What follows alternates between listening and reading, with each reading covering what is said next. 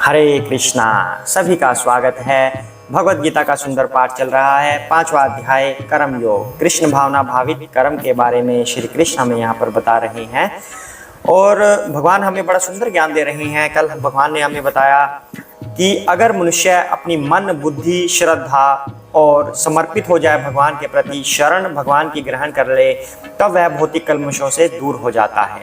फिर उसको कोई मोह नहीं रहेगा और वो भगवत धाम की तरफ अग्रसर हो जाएगा, मुक्ति के पथ पर बढ़ जाएगा। दूसरा भगवान ने बताया कि ऐसा व्यक्ति, जो पुरुष ज्ञानी हो जाता है, वह सबको समभाव से देखता है, वह साधु पुरुष बन जाता है। चाहे वह पशु हो, चाहे वह मनुष्य हो, चाहे वह स्त्री हो, किसी भी धर्म जाति का हो, वह सभी को समान भाव से देखने लग जाता है। मतलब वो सबके अंदर समान आत्मा को देखता है कि ये आत्मा भगवान का अंश है, सभी में बराबर आत्मा है, सभी के अंदर एक जैसे प्राण हैं, सबके प्रति वह दया रखता है। ऐसा व्यक्ति मुक्ति पथ की ओर आगे बढ़ने लग जाता है। तो ये भगवान ने, श्री कृष्ण ने हमें ज्ञान दिया कल। अब आज भगवान क्या ज्ञान दे रहे हैं, उससे पहले हम भगवान की आराधना कर लेते हैं, गुरु महाराज की वंदना करते हैं। हरे कृष्णा। ओम अज्ञानतिमिरान्धस्य ज्ञानाञ्जनशलाकया चक्षुरुन्मीलितं येन तस्मै श्री गुरुवे नमः। श्री कृष्ण चैतन्य प्रभु नित्यानंद श्री अद्वैत गदाधर श्रीवासादि गौर भक्त वृंदा। हरे कृष्णा कृष्ण कृष्ण हरे हरे, हरे राम राम राम हरे हरे। हरे कृष्णा। तो आगे बढ़ते हैं। अब भगवान हमें अगले श्लोक में क्या कह रहे हैं। श्लोक नंबर 5.19, 5.19 यानी कि 5वां अध्याय और 19वां श्लोक। हरे कृष्णा।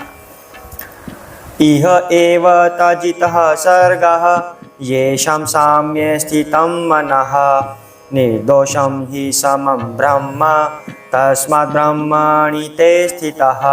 हरे कृष्णा। जिनके मन एकत्व तथा समता में स्थित हैं, उन्होंने जन्म तथा मृत्यु के बंधनों को पहले ही जीत लिया है। वे ब्रह्म के समान निर्दोष हैं और सदा ब्रह्म में ही स्थित रहते हैं। हरे कृष्णा। जो पिछला श्लोक था उसी को भगवान ने कंटिन्यू किया है आगे। भगवान ने कहा था कि जो साधु पुरुष होता है वो सबके अंदर एक जैसी आत्मा को देखता है। वह कभी किसी में गाय, घोड़ा, बकरी, भालू या मनुष्य, स्त्री, पुरुष इस तरह की बातें नहीं देखता। वह कैसे देखता है? समभाव से। आत्मा 1, आत्मा 2, आत्मा 3 यानी कि बकरी, घोड़ा, कोई दूसरा पशु, जानवर, शेर, चीता, मनुष्य, स्त्री, पुरुष, कोई दूसरे धर्म का, हिंदू, मुस्लिम, सिख, ईसाई, सभी एक लाइन में खड़े हैं। तो वह क्या देखेगा? वह उनको गधा, घोड़ा, बिल्ली, मनुष्य, पुरुष, स्त्री ऐसे नहीं बोलेगा। वह ऐसे देखेगा, आत्मा 1, आत्मा 2, आत्मा 3, आत्मा 4, आत्मा 5। इस तरह से वह देखेगा कि ये सभी भगवान की आत्माएं हैं, भगवान से निकले हुए एक अंश हैं जो आत्मा के रूप में इनके शरीरों में विद्यमान है। मैं भी एक आत्मा हूं, इसलिए सभी हम एक समान हुए। जो इस तरह से देखता है, कहते हैं कि उसने पहले ही जन्म मृत्यु के बंधनों से अपने आप को मुक्त कर लिया है और वह ब्रह्म के समान निर्दोष है और ब्रह्म में ही स्थित है। क्योंकि जब उसने आत्मा का ज्ञान प्राप्त कर लिया तो वह सभी जीवों को एक जैसा देखता है कि वे सभी भगवान के अंश हैं। तब वो ब्रह्म के जैसा हो जाता है, मतलब जन्म मृत्यु के चक्र से परे हो जाता है। वह इन चीजों को जीत लेता है, उसे दोबारा इस पृथ्वी पर नहीं आना पड़ता। वह निर्दोष हो जाता है, पूर्ण रूप से वह निर्दोष हो जाता है, क्योंकि उसको इस बात का ज्ञान हो गया। तो वह किसी में भेदभाव अब नहीं करता और उसे हमेशा ब्रह्म में स्थित जानना चाहिए। हरे कृष्णा। अब यहाँ पर एक और बात आती है कि ऐसा प्राणी निर्दोष क्यों है। अब भगवान ने कह दिया कि वह निर्दोष है, वह ब्रह्म के जैसा है, ब्रह्म में स्थित है। तो वह निर्दोष इसलिए है क्योंकि ब्रह्म क्या है? ब्रह्म भगवान का एक अंश है। ब्रह्म भी एक भगवान की तरह है। वैसे पर ब्रह्म होता है जो भगवान, वो होते हैं पूर्ण पुरुषोत्तम भगवान। तो ब्रह्म भी एक भगवान की तरह ही है। वो निर्दोष क्यों होते हैं? क्योंकि भगवान को कभी किसी से आसक्ति नहीं होती, किसी से घृणा नहीं होती। जब इंसान सबको एक जैसा देखने लग जाता है कि ये सब आत्माएं हैं, तो वह किसी के प्रति कुछ भी गलत कार्य नहीं करता, किसी से कोई आसक्ति नहीं रखता, किसी से कोई घृणा नहीं करता, तो वह मुक्ति का अधिकारी बन जाता है। इसलिए वह ब्रह्म के समान हो जाता है, क्योंकि ब्रह्म को भी किसी में आसक्ति नहीं रहती और इंसान को भी किसी से आसक्ति अगर ना रहे तो सबको सेम भाव से देखता है, समभाव से देखता है, तब वह ऑटोमेटिकली ब्रह्म जैसा हो जाता है, निर्दोष हो जाता है। हरे कृष्णा। अब आगे नेक्स्ट श्लोक करते हैं, श्लोक नंबर 20, 5वें अध्याय का 20वां श्लोक। न प्रहृष्येत् प्रियं प्राप्य न द्विजेत् प्राप्य च अप्रियं स्थिर बुद्धि असम्मूढ़ ब्रह्मवित् ब्रह्मणि स्थितः। हरे कृष्णा। जो न तो प्रिय वस्तु को पाकर हर्षित होता है और न अप्रिय को पाकर विचलित होता है, जो स्थिर बुद्धि है, जो मोह रहित है और भगवत विद्या को जानने वाला है, वह पहले से ही ब्रह्म में स्थित रहता है। हरे कृष्णा। अब ये जो भगवान ने एग्जाम्पल लिया है हमारे सामने, जो ये बात बोली है, ये ऐसा पुरुष कौन होता है? ऐसे तो स्वयं श्री राम हैं, जो कृष्ण के ही एक रूप हैं, श्री राम। श्री राम कभी भी प्रिय वस्तु को देखकर या पाकर कभी बहुत ज्यादा खुश नहीं होते थे, अप्रिय कुछ हो जाने पर दुखी नहीं होते थे। फॉर एग्जाम्पल, जब उनके सामने एक वनवास की बात रखी गई, पहले तो उनको राज्याभिषेक के लिए बोला गया, मतलब प्रिय वस्तु मिली, तो श्री राम बहुत ज्यादा खुश नहीं हुए, बल्कि उन्होंने तो ऐसा कहा कि मैं इस चेयर के योग्य नहीं हूँ, इस पद के मैं योग्य नहीं हूँ, ये पद तो पिताश्री का है, मैं तो सिर्फ उनका अनुसरण करना चाहता हूँ। तो मतलब श्री राम को कोई ज्यादा खुशी नहीं हुई थी कि मुझे ये पद मिल रहा है। और जब उनको एकदम से बोला गया कि आपको वनवास जाना है, तब वह एकदम से दुखी भी नहीं हुए, बल्कि उस समय भी वो खुश ही थे कि उन्हें साधु संतों का संग मिलेगा।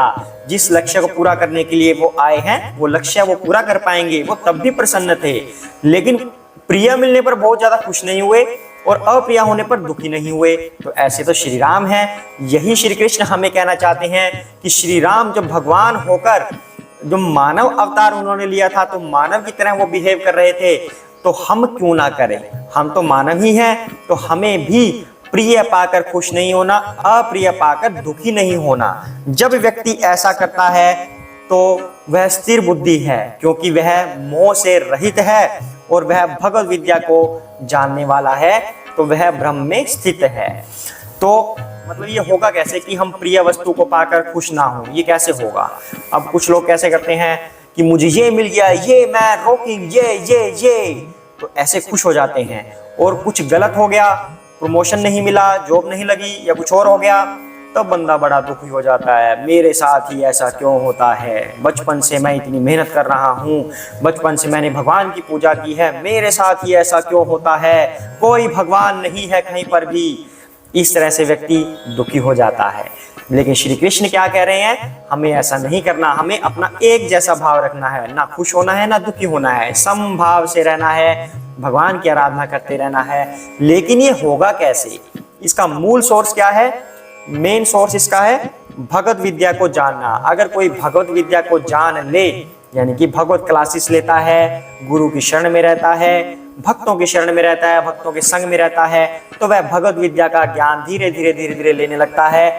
उससे उसका मोह दूर होने लगता है, उसकी पदार्थ के पीछे आसक्ति दूर होने लगती है। और जब उसकी आसक्ति दूर हो जाएगी, मतलब किसी चीज से अटैचमेंट खत्म हो जाएगी कि मुझे ये चीज चाहिए थी, मुझे वो चाहिए थी, उन चीजों के प्रति उसकी आसक्ति खत्म, तब वह क्या होगा? उसकी बुद्धि स्थिर हो जाएगी।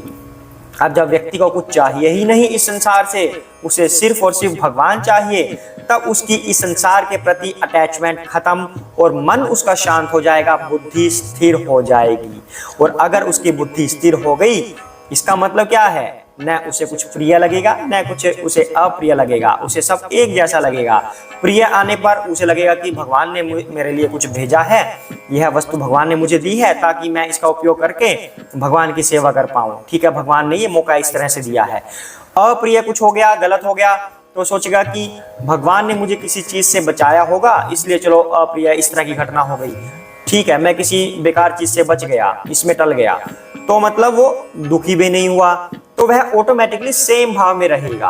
अप्रिय होने पर भी सोचेगा कि मुझे भगवान ने ये प्रिय इसलिए नहीं दी ताकि मैं भगवान का दामन ना छोड़ दूं, मैं भगवान को पकड़ के रखूं। अल्टीमेट गोल तो मेरा यही है कि मुझे तो भगवान की सेवा करनी है, इसलिए वह प्रिय और अप्रिय दोनों में सेम रहने लगता है। तो उसका मूल सोर्स क्या हुआ?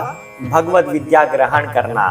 तब व्यक्ति प्रिय और अप्रिय में सेम रहेगा और सभी दुखों से वो बच पाएगा, उसे किसी चीज की आसक्ति नहीं रहेगी और वह एक जैसा हो जाएगा और वह खुश रहने लगेगा। तो कहते हैं ना कि खुश रहने की क्या कुंजी है। अब संसार में, इस दुनिया में, कलयुग में खुश कैसे रहा जाए। हर व्यक्ति स्ट्रेस में जीता है, तनाव में जीता है। तो इस तनाव को दूर कैसे किया जाए, हम खुश कैसे रहें। खुश तो सिर्फ और सिर्फ भगवान की शरण में रहने से हुआ जा सकता है। इस भौतिक जगत में कुछ और चीजें पाकर हम खुश नहीं रह सकते। कितने ही बड़े बंगले बना लीजिए, कितनी बड़ी गाड़ियां ले लीजिए, कितने अच्छे अच्छे सुंदर गद्दे ले लीजिए सोने के लिए, पर खुश ऐसे नहीं रहा जा सकता। जो मर्जी आप प्राप्त कर लीजिए, करोड़ों अरबों रुपए कमा लीजिए, पर आप खुश ऐसे नहीं रह सकते। जब तक भगवान की शरण हमारे पास नहीं होगी तब तक हम खुश नहीं रह सकते, तब तक हमारा मन शांत नहीं रह सकता। भगवत विद्या ही इसका एक मूल सोर्स है। भगवत विद्या ग्रहण कीजिए, तब आप धीरे धीरे धीरे धीरे मन को शांत कर पाएंगे और भगवान की सेवा करने लगेंगे। प्रिय अप्रिय दोनों में सेम रहेंगे, तब आप स्ट्रेस से दूर रहेंगे और हमेशा खुश रहने लगेंगे। कर्म करने हैं ये नहीं कहता कोई भी, भगवत गीता ये नहीं कहती कि आप कर्म करना छोड़ दीजिए अपने भौतिक जगत में। कर्म करना है, अर्निंग करनी है, इस भाव से करनी है कि हमें इससे भगवान की सेवा ही करनी है। हम जो भी कर रहे हैं उसका अल्टीमेट गोल भगवान की सेवा करना है।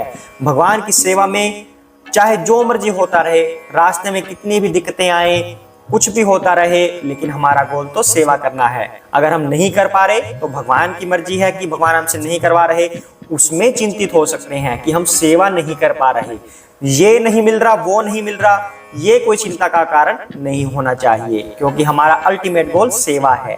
तो इसलिए भगवत विद्या ग्रहण करना बहुत ही आवश्यक है। आज ही आप श्रीमद् भगवद गीता की यह पुस्तक ले सकते हैं और इस पुस्तक को लेकर पढ़ना शुरू कीजिए। लेक्चर तो आप सुन ही रहे हैं, लेक्चर सुन के फिर उसके ऊपर मंथन कीजिए, तब आपका जीवन सफल हो जाएगा और ये तनाव से आप मुक्त हो जाएंगे और खुश रहने लगेंगे। हरे कृष्णा। आज के लिए इतना ही करते हैं, सभी साथ में बोलेंगे जय श्री कृष्ण चैतन्य प्रभु नित्यानंदा श्री अद्वैत गदाधर श्री वसादि गौर भक्त वृंदा।